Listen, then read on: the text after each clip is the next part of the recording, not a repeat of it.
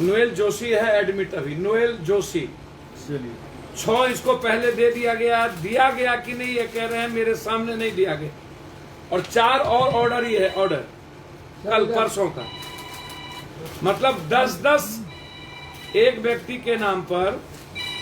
और ये है सबसे बड़ी बात क्या है, मैं बहुत क्लियर बता देना चाहता हूं आप लोगों को। आधार कार्ड अलग अलग बना लिया जाता है, आधार कार्ड पर ये लोग उठाते हैं इनके यहाँ कितना चाहिए, जो कोविड पेशेंट है किनको चाहिए और किनको नहीं चाहिए, ये कौन तय करता है? उसी का हॉस्पिटल मालिक वही। जब मालिक वही हैं तो अब हमको आप बताइए, आप लोगों हो गया ना भैया, मेडिवर्सल एक अस्पताल है जिसको 78, पाटलिपुत्र मल्टी 33, दम्मा एम्स के पास 20, सनराइज राबीज नगर 30, ईश्वर दयाल 3 दिनों में 250, सैमफोर्ड विनायक बाईपास 58, पुष्पांजलि 35, फोर्ड 100, राजेश्वरी हॉस्पिटल 150 और कुर्जी को 9 और एनटीपीसी को 12।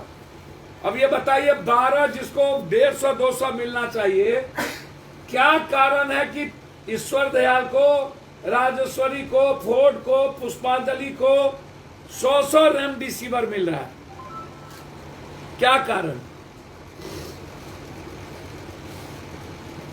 रेमडेसिविर पड़ रहा है कि नहीं? और 10 दिनों तक पेशेंट को क्यों रखा जा रहा है? यदि वो सीरियस है 10 दिनों में 10 लाख रुपया, 10 दिनों में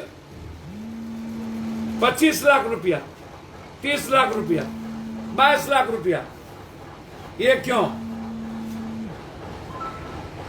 बहुत क्लियर है, इसको समझने का प्रयास कीजिए। मैं सरकार से मांग करता हूं कि किस आधार पर आपके पदाधिकारियों ने रेमडेसिविर को बांटा है, इसमें कितनी मिलीभगत है? आपने दुकान पर जो मजिस्ट्रेट बैठाया है उन लोगों की कितनी मिलीभगत है? जो वेंडर्स हैं उन पर एफआईआर लॉन्च क्यों नहीं होता है?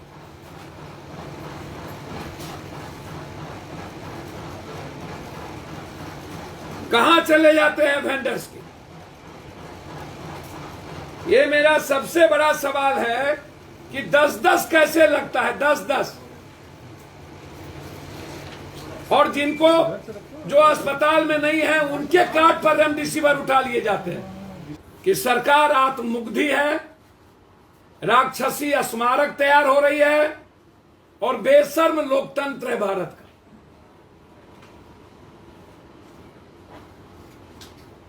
सरकार तब 3 महीने डॉक्टर्स की बात कर रही है, उसके बाद इसको मार देगा सारे डॉक्टर्स को।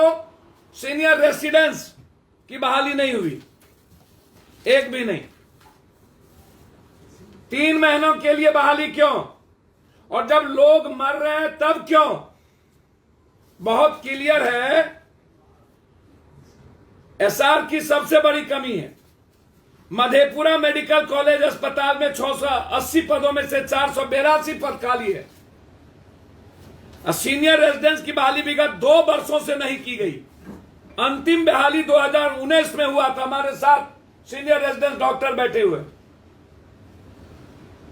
बच्चा स्त्री एवं सर्जरी में बहाली विगत 3 वर्षों से नहीं हुई है। अंतिम नियुक्ति 2018 में हुई थी। अब सरकार हमें यह बताए कि अंतिम में आप बहाली की 3 महीने की बात कर रहे हैं, अपने गलती को छुपाने के लिए फेस सेविंग आप करेंगे। आप यदि जल्दीबाजी में पैसे के बदौलत ऑक्सीजन जो नहीं है आपके पास, आईसीयू, तो डॉक्टर्स कहां से लाएंगे, कर्मचारी कहां से लाएंगे? मेरा यहां सवाल है सीधा। 1000 एमबीबीएस डॉक्टर की अस्थायी बहाली का प्रस्ताव देकर सिर्फ डैमेज कंट्रोल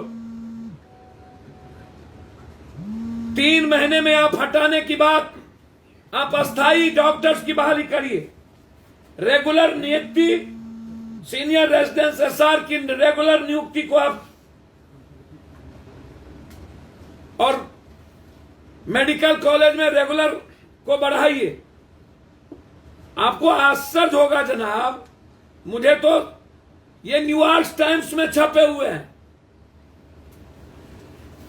स्वास्थ्य मंत्री ने कहा था महामारी खत्म 22 फरवरी को, अमरावती में 22 फरवरी को, 1 मार्च नहीं उसके पहले 22 फरवरी को अमरावती में तालाबंदी किया गया था बॉम्बे में। और उसके स्वास्थ्य मंत्री उसके बाद बोला कि भारत में अब कोई कोरोना नहीं बचा, फिनिश्ड, हर्षवर्धन जी ने। और हर्षवर्धन जी से मैं जानना चाहता हूं, उन्होंने कहा था कोरोनिल दवाई लीजिए, कोई कोरोना नहीं होगा, कोरोनिल। ये न्यूयॉर्क टाइम्स लिख रहा है कि कोरोनिल दवाई लीजिए। मेरा मांग है सरकार से, बहुत इंपॉर्टेंट, जब राजस्थान की सरकार एक एक लोगों को दवाई पहुंचा सकती है फ्री, तो फिर बिहार सरकार क्यों नहीं, हर घर तक। बहुत क्लियर, जब आंध्रा की सरकार प्राइवेट अस्पताल में भी फ्री कर दिया कोरोना की बीमारी का इलाज, तो फिर बिहार सरकार क्यों नहीं। कोरोना की बीमारी का इलाज बिहार सरकार अपने पैसे से करे, प्राइवेट नर्सिंग होम को पैसा सरकार दे और फ्री करे, और हर प्राइवेट नर्सिंग होम पर सरकार अपने लोगों को बैठाए।